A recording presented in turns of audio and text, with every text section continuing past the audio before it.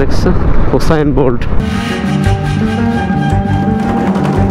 আজকে দিনের তারিখটা হলো 1 তারিখ 6 মাস 2024।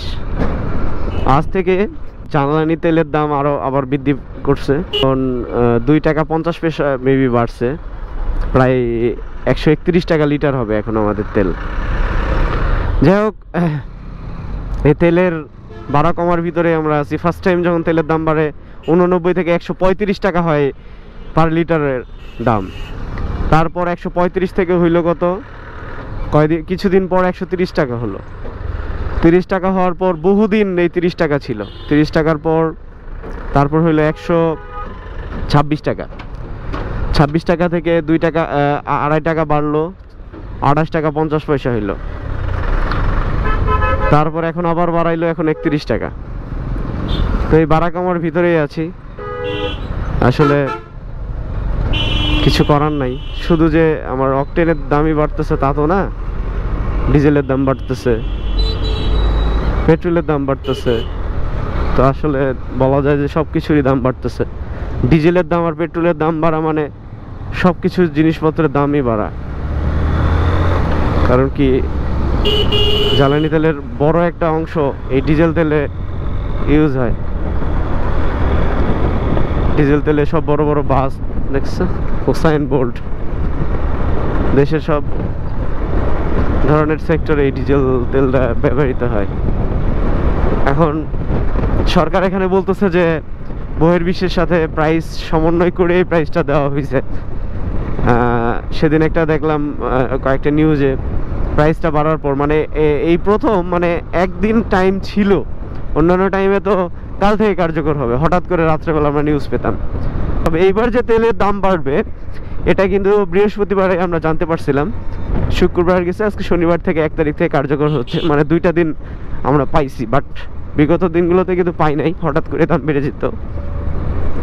তো মানে পরের দিন, আগের দিন রাতে প্রজ্ঞাপন দিত, পরের দিন হয়ে যেত। তো সরকার যেটা বলতেছে, সেদিন বৃহস্পতিবারে আমি নিউজগুলো দেখলাম, সরকারের বিবৃতিতে বলতেছে যে তারা এখনো যে প্রাইস, মানে এই যে 31 টাকা বা ডিজেলের দাম আবার বাড়ানোর পর, পেট্রোলের দাম বাড়ানোর পর যে প্রাইসটা হয়েছে এখন, এই দামে বিক্রি করলেও যদি পার্শ্ববর্তী দেশ, আমরা ইন্ডিয়ার কথা বলি, সেটা তারা যে প্রাইসে সেল করতেছে সেই প্রাইসে যদি আমরা কনভার্ট করি, বা আমরা যে প্রাইসে সেল করতেছি এই টাকা যদি রুপিতে কনভার্ট করি, তাহলে আরও 10-12 টাকা 15 টাকা নাকি সরকারের ভর্তুকি যাচ্ছে।